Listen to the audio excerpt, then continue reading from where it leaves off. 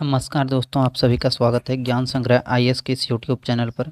तो दोस्तों, पिछले वीडियो में हम लोगों ने क्लास 6 का ज्योग्राफी का सेकंड चैप्टर को कंप्लीट किया था और आज की इस वीडियो में हम लोग सेकंड चैप्टर के जो भी इम्पोर्टेंट एमसीक्यू क्वेश्चन बनेंगे उसको देखेंगे।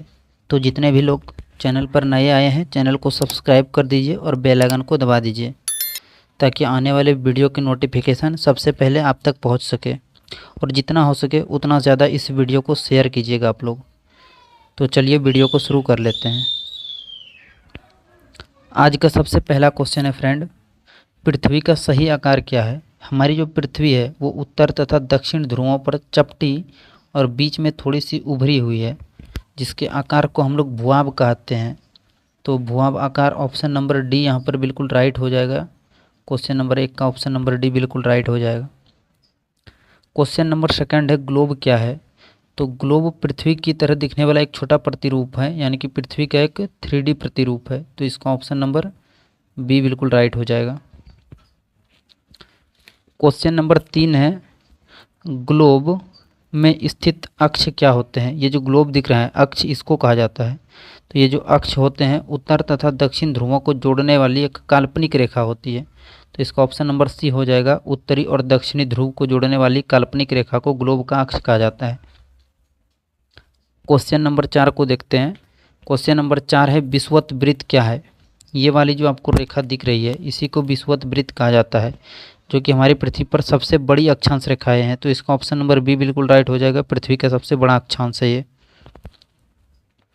क्वेश्चन नंबर 5 है, विषुवत वृत्त से यहाँ से लेकर के ध्रुवों तक की जो दूरी है इसको क्या कहा जाता है। विषुवत वृत्त से ध्रुवों तक स्थित सभी समांतर वृत्तों को क्या कहा जाता है। तो यहाँ से ध्रुवों तक स्थित जो समांतर वृत्त है इसको अक्षांश रेखाओं के नाम से जाना जाता है। तो इसका ऑप्शन नंबर बी बिल्कुल राइट हो जाएगा, अक्षांश रेखाएं।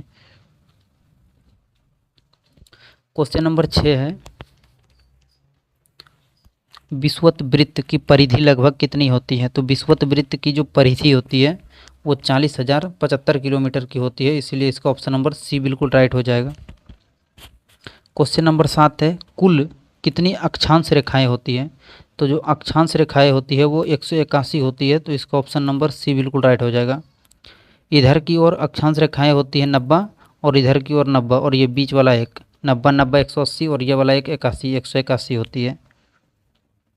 क्वेश्चन नंबर 10 है, ग्लोब किसका लघु प्रारूप या फिर लघु प्रतिरूप है। लघु का मतलब है छोटा, तो ये पृथ्वी का एक छोटा लघु प्रतिरूप है। तो इसका ऑप्शन नंबर बी बिल्कुल राइट हो जाएगा। क्वेश्चन नंबर 9 है, ग्लोब पर ध्रुवों की संख्या कितनी होती है।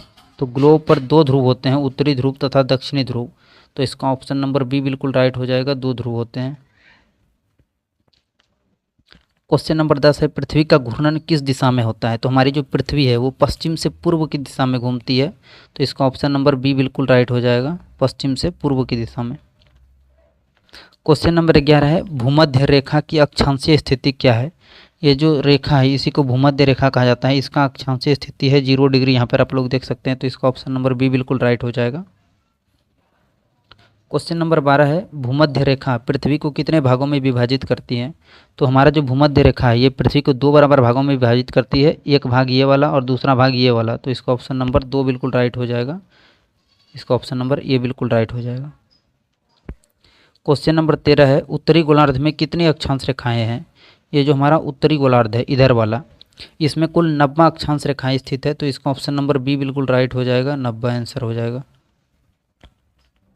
क्वेश्चन नंबर 14 है, कर्क रेखा किस अक्षांश पर स्थित है। ये जो हमारा कर्क रेखा दिखाई दे रहा है ये हमारा उत्तरी अक्षांश 23.5 डिग्री उत्तरी गोलार्ध में स्थित है। तो इसका ऑप्शन नंबर बी बिल्कुल राइट हो जाएगा, 23.5 डिग्री उत्तर में। अगर आप लोगों को क्वेश्चन और उसका आंसर समझ में आ रहे हैं तो वीडियो को लाइक करके ज़रूर से ज़रूर एक अपने दोस्तों को शेयर कीजिएगा। क्वेश्चन नंबर 15 है, मकर रेखा किस अक्षांश पर स्थित है। ये वाला जो आपको रेखा दिखाई दे रहा है ये वाला, इसको मकर रेखा के नाम से जाना जाता है, जो कि 23.5 डिग्री दक्षिणी गोलार्ध में स्थित है। तो इसका ऑप्शन नंबर बी बिल्कुल राइट हो जाएगा, 23.5 डिग्री दक्षिणी गोलार्ध में।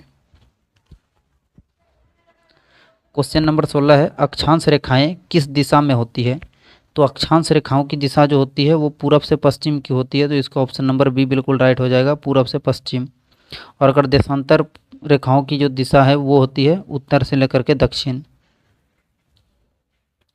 क्वेश्चन नंबर 17 है देशांतर रेखाएं किस दिशा में होती है? तो देशांतर रेखाएं होती है उत्तर से दक्षिण में, तो इसका ऑप्शन नंबर ए बिल्कुल राइट हो जाएगा।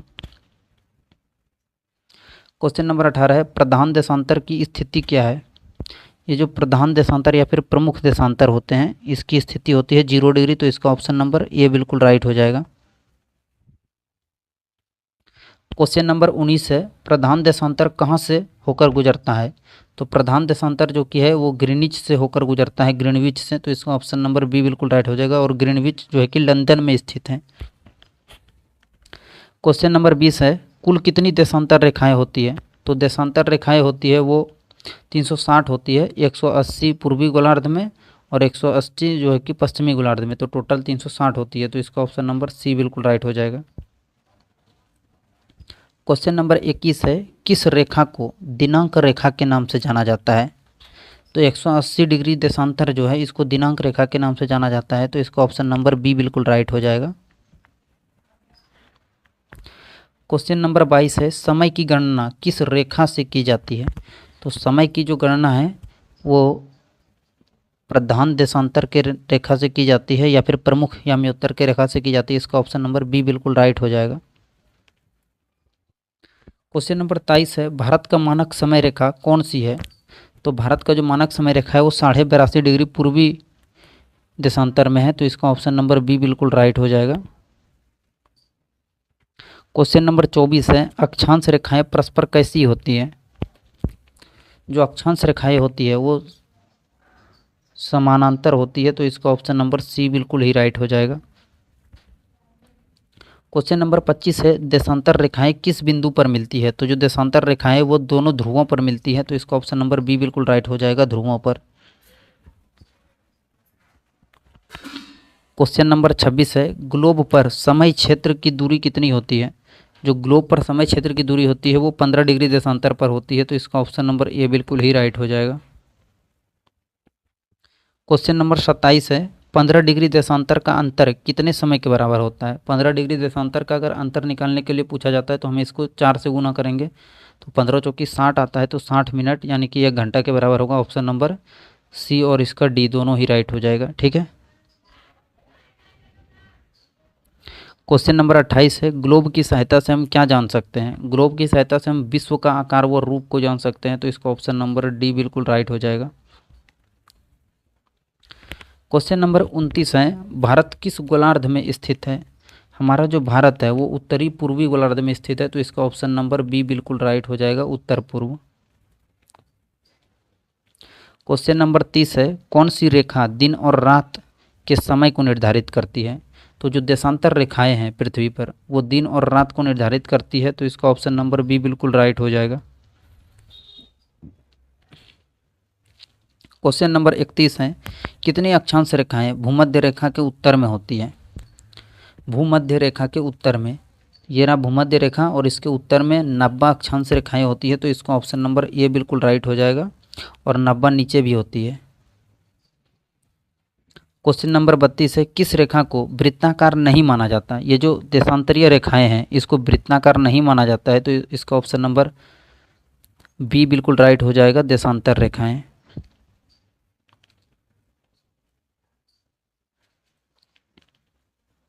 क्वेश्चन नंबर 33 है कौन सी रेखा पृथ्वी को 2 समान बराबर भागों में विभाजित करती है?